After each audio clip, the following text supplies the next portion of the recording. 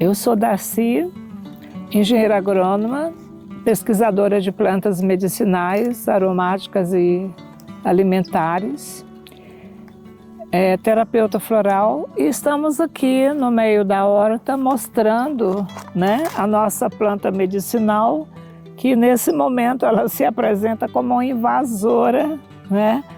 E é uma invasora agradável, porque eu amei ela estar aqui, porque assim me permite colher. Ela tinha sumido do meu terreno e ultimamente ela apareceu aqui infestando uma boa área onde tem um plantio de batata doce. E eu amei, eu estou agradecendo por elas estarem aqui, porque assim eu vou fazer uma ótima colheita para ajudar muitas pessoas. Então, esse é o nosso famoso mentrasto, também chamado de agerato, caatinga de bode, né? Ela é uma planta que hoje ela até foi melhorada.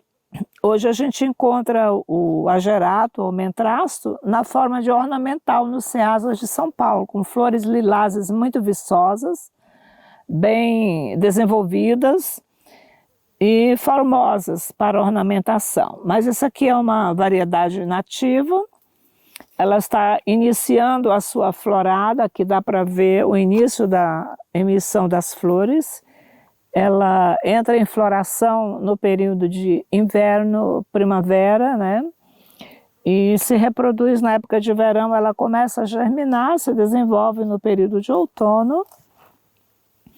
É uma planta brasileira também, e ela vem sendo espalhada pelo mundo, principalmente na África, nas Filipinas, na Malásia, para utilização como uma planta para tratamento de artrite e artroses, né?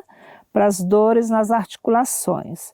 Então vamos falar aqui um pouco da botânica da planta, né? O Agerato conizoides, como a gente conhece. Ele também chamado aqui nessa região de mentrasto. Ele é uma planta pilosa, as folhas são bem pilosas, o caule também é piloso, cilíndrico, retilíneo, não articulado. As flores são brancas ou lilazes, né? Aqui está começando ainda o florescimento. E as raízes bastante fasciculadas, bem fortes. E é uma planta que tem um cheiro bem específico, tem o seu óleo essencial típico, e a gente chama de caatinga de bode. Na realidade ele é bem aromático, ele é utilizado inclusive para aromatizantes de alimentos. Mas essa planta, ela tem algumas características assim bem peculiares. Quando eu mudei para São Paulo, que eu vim do Ceará, eu lembro que eu tinha uma vizinha paulistana e ela me dava, eu tinha uma criança com bronquite e ela fazia xarope dessa folha, que lá em São Paulo era hábito, na capital, de se usar o xarope do mentrasto para curar gripes, catarros e bronquites. Foi assim que eu conheci. E eu comecei a trabalhar depois de 25 ou 30 anos de profissão. Eu vejo as pesquisas científicas dela colocando para utilização nos ossos, principalmente nas artrite e artrose, nas articulações ósseas. E aí eu fiquei pensando, eu falei, puxa vida, as plantas nos surpreendem, né? Porque a gente pensa que ela é só para uma coisa, ela é para várias coisas. Então, as pesquisas feitas na Universidade Federal do Ceará, foram feitas pesquisas com ela, e também na USP em São Paulo, mostra os efeitos benéficos dela na reconstrução de articulações, não numa reconstrução depois de muito desgaste, mas numa prevenção, vamos dizer assim, das articulações ósseas, e também nesses sintomas típicos da artrite e artrose, onde há a presença de dores. Ela contém flavonoides anti-inflamatórios que evitam as dores nas articulações, as dores localizadas dos tecidos ósseos. E ela também tem esse trabalho de trabalhar a parte urinária, né? Ela evita a retenção de líquidos, ela ativa as funções renais E ela tem outras características também. Ela atua nas TPMs, ela é quase que uma fonte de hormônios, ela ativa as funções hormonais e com isso ela também ganhou o nome de erva de São João, né? A erva de São João, se você chegar numa farmácia ou num herveiro, você vai pedir erva de São João, ele vai perguntar qual erva de São João você quer. Porque tem 3 plantas com o nome de erva de São João. Aliás, uma é cipó. As outras 2 são chamadas erva de São João. O mentrasto, ele é chamado de erva de São João porque ele, ao ativar as funções hormonais, ele vai reduzir os estados de ansiedade. Consequentemente, a pessoa vai ficar sem depressão, vai ficar mais tranquila, mais, eu diria assim, mentalmente em equilíbrio, homeostase mental. Então, a erva de São João, que a gente chama Hipérico perforato, é uma planta europeia muito indicada e hoje tem medicamentos já manipulados para depressão. A rede médica utiliza muito o Hipérico perforato na medicação natural para o tratamento das depressões clássicas, né?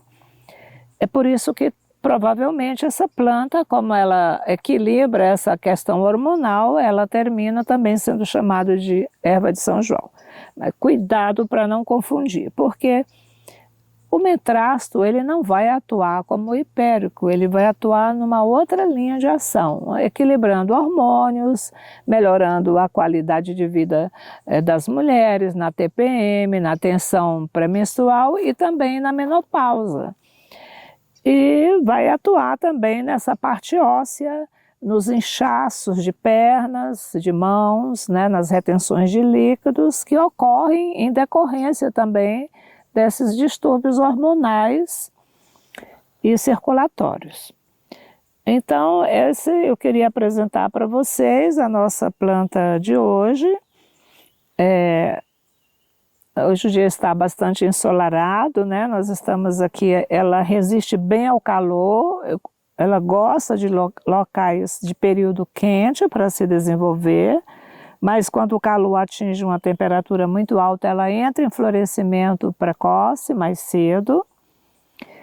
A parte usada são as folhas. A gente não deve... A literatura que indica uma certa toxicidade nas flores. Eu não usei as flores, eu sempre utilizo as folhas, né? O clássico chazinho deve ser feito das flores antes da planta estar florescida. Então, hoje eu estou tendo sorte para fazer a colheita do mentrasto, porque está na pré-floração, é um dia ótimo para eu fazer essa colheita, logo mais eu vou estar fazendo. E ela contém uma substância que a gente chama, de certa forma, ela é tóxica para o fígado. E ela pode, inclusive, com essa toxicidade, aumentar a pressão sanguínea. Então, uma planta que tem que ser usada com uma certa restrição. Então, se você tem reumatismo, artrite, artrose, mas tem pressão alta, você não deve utilizar essa planta. Você vai ter que utilizar um outro tipo de planta. Por isso que eu gosto de dar detalhes, para que todos os ouvintes aprendam a conhecer melhor. Cada espécie tem a sua particularidade. Elas são como seres humanos. Você conhece o lado bom, mas também tem que conhecer o lado restritivo. Não tem lado mal, mas tem o lado das restrições. Elas são como nós. A gente tem nossas qualidades, a gente tem os nossos defeitos também. Então, essa plantinha é tão singela que hoje tem herbicidas para matá-la, contribui com auxílio a muitas pessoas, tanto no meio rural como na cidade. Ela é vendida em casa de ervas, em farmácias. A melhor forma para você utilizar no caso de uma artrite, artrose, que a gente considera uma doença crônica, eu diria que na forma de tintura. Então você pede para uma farmácia preparar para você uma tintura. Você não deve usar mais do que 21 dias, que é o período em que está havendo uma limpeza e um reequilíbrio no sangue. Então, nunca usar mais do que 21 dias, nem na forma de chá e nem de tintura. E outra coisa, não usar superdoses, usar sempre doses fracionadas 3 vezes ao dia. É chá, 1 xícara, 3 vezes ao dia, naquele padrão que logo mais eu vou estar preparando e explicando para vocês. O pó também, muitas vezes, já foi preparado na forma de pó. Hoje você encontra nos mercados paralelos de compra de medicamento, de ervas, você encontra o pó para vender. Eu recomendo que, se você vai usar, procure o seu médico, o seu terapeuta que conheça bem de ervas, para poder você dosar, porque ela não é a planta assim como a erva cidreira que você vai e toma o chá à vontade. Não, ela tem o lado positivo dela, muito eficaz nas artrites e nas artrose, mas ela é uma planta que tem restrições para pressão alta, para problemas no fígado, para más circulações, né? E também para quem toma esses remédios para afinar o sangue, não deve utilizar, porque ela é uma vasodilatadora também. Então tem que ter cuidado com a parte circulatória. Você tem que conhecer bem o seu corpo e tem que ter uma boa assistência do seu médico se você não tem prática de saber utilizar e lidar com ela. Mas é interessante que para criança, né, na forma de xarope, crianças entre 7 e 14 anos, o xaropinho com açúcar suave ajuda a limpar os catarros dos brônquios, do pulmão, das vias aéreas de sinusite, todas as ites, como a gente fala, sinusite, bronquite, rinite, né? Aliás, é uma das plantas indicada para rinite, até porque esse pelinho dela já dá alergia só da gente olhar, né? Então é isso que eu queria apresentar para vocês. A gente vai fazer agora uma colheita e logo mais a gente vai preparar para fazer o nosso tradicional chá. Quem quiser utilizá-la, recomendo buscar a sua assistência médica e utilizá-la na forma de tintura manipulada em farmácia, né? Evitar o uso do pó puro.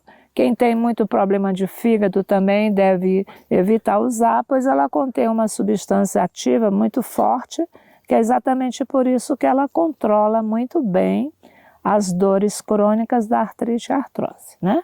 E falando em artrite e artrose, eu gostaria de esclarecer, tá? Eu acho que a rede médica também sabe, mas eu estou penetrando um pouco o reino vegetal nos nossos maravilhosos profissionais da saúde, em que as rickétsias, que são composições proteicas ou químicas presentes no carrapato, um animal que produz leite e que contrai carrapato, esse carrapato ele induz ao sangue animal é até difícil para a biologia classificar, porque a rickétsia ela não é fungo, ela não é bactéria, ela não é verme, ela não é vírus, mas ela é uma substância autocriada dentro do sangue que induz a doenças muito graves, degenerativas, do qual o reumatismo infeccioso e as artrites e as artrose fazem parte dessa doença. A gente chama rickétsias. E eu, no processo de utilização do Bedort, eu peguei muitas pessoas com rickétsias que contraíram através de leite contaminado, leite cru, leite mal fervido, né? Pessoas que bebem leite de mangueiro, dos mangueiros antigos, onde não se vacinava contra a fitose e brucelose, né?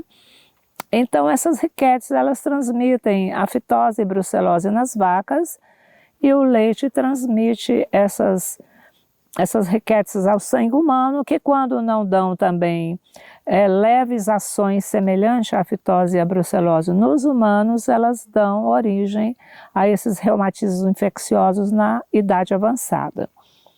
Então, essa é uma das plantas exatamente que vai trabalhar na dessensibilização dessas rickétsias. Mas isso requer realmente um acompanhamento médico, um acompanhamento terapêutico. Para quem trabalha com Bedort, dá para a gente identificar perfeitamente e direcionar se o corpo aceita, pode tomar essa planta ou não. Sem o B-Dort fica difícil porque não tem exame clínico que possa também detectar e qualificar a restrição de você utilizá-la ou não.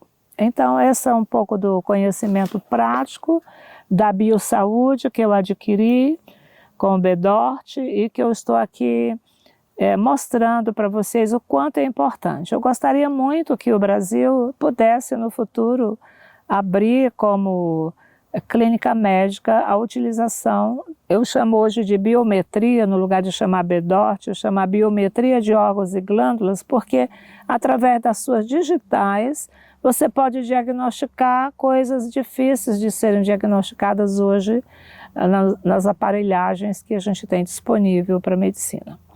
Então essa planta, ela pode ser identificada pela própria mão, pela digital, se você pode usar ou não pode usar, porque muitas vezes a gente está com problema no fígado e nem tem conhecimento real do que está ocorrendo. Então, por exemplo, gorduras no fígado, né, ela vai ajudar a dissolver as gorduras e as placas de gordura no fígado.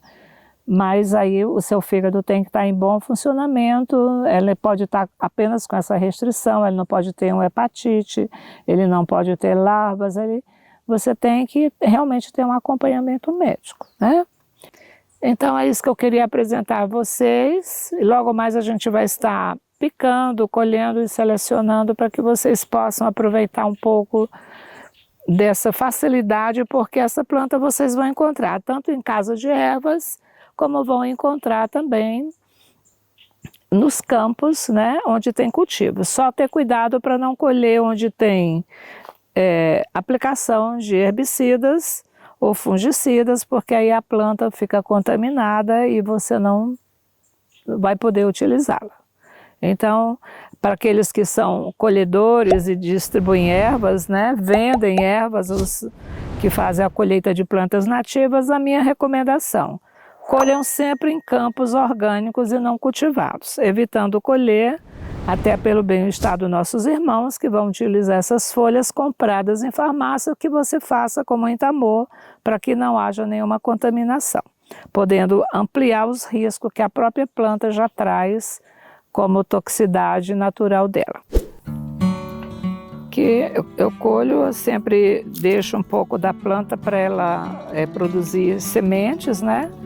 Estou fazendo a colheita dos ponteiros, deixando para que ela possa continuar sua reprodução e não perder a espécie.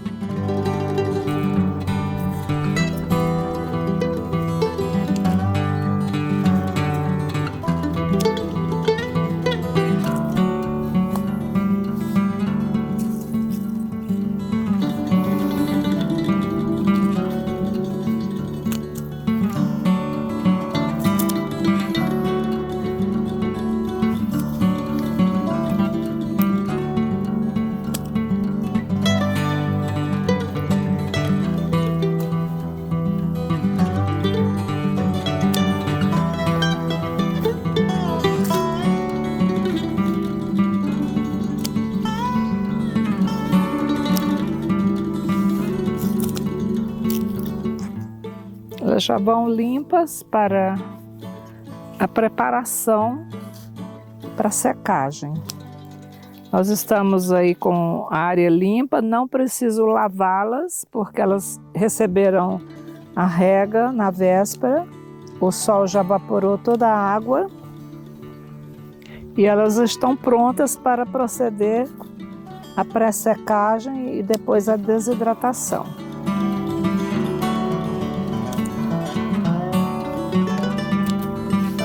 O cheiro não dá para gravar, mas eu acho agradável. O óleo essencial da planta é bastante aromático, utilizado na indústria de alimentos.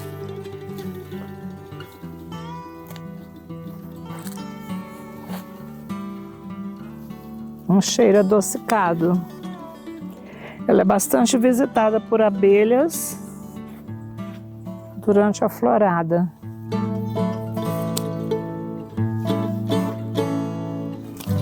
As flores são belas, que se distribuem bem pequenas, dão frutos que são conduzidos pelo vento e espalham nas lavouras, nos campos, nas hortas, né? É isso aí, a nossa colheita de hoje.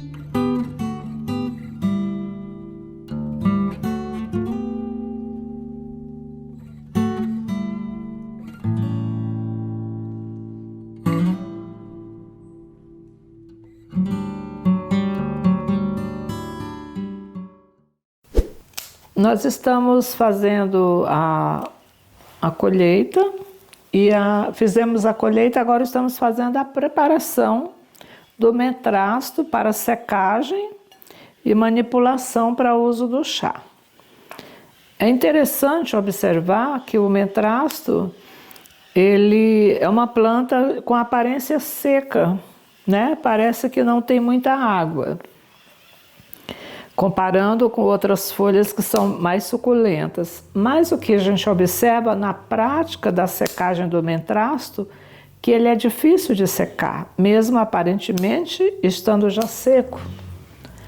Ele há uma tendência a mofar maior do que as demais plantas, ele não quebra, ele não fica crocante na estufa, e ele termina se tornando difícil para a gente preparar os pacotinhos, como eu tenho aqui, né? Ele agrega assim com essa pilosidade, né? Depois a gente vai fazer o chazinho, vai mostrar. Enquanto eu preparo aqui, eu estou comentando com vocês da dificuldade. Então, nem pensar em colocar talos no meio da secagem da folha. Se você picar os talos, ele vai criar mofo com certeza. Então, eu estou removendo os talos, né? Os talos cilíndricos, eles são pilosos também. Então, eu pego um ramo que eu colho lá no campo, eu tiro o ponteiro, tiro as folhas com uma tesoura, né? Os folíolos, né? Toda a parte tenra dele.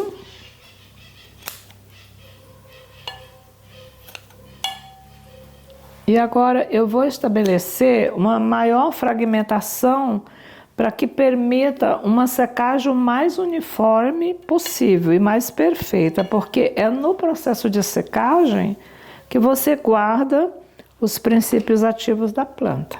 Então, se não for uma boa desidratação, você não tem preservado a química da planta. Ela metaboliza na luz, metaboliza com a água e termina mudando um pouco a sua composição, né? Então, eu estou estabelecendo também uma fragmentação melhor.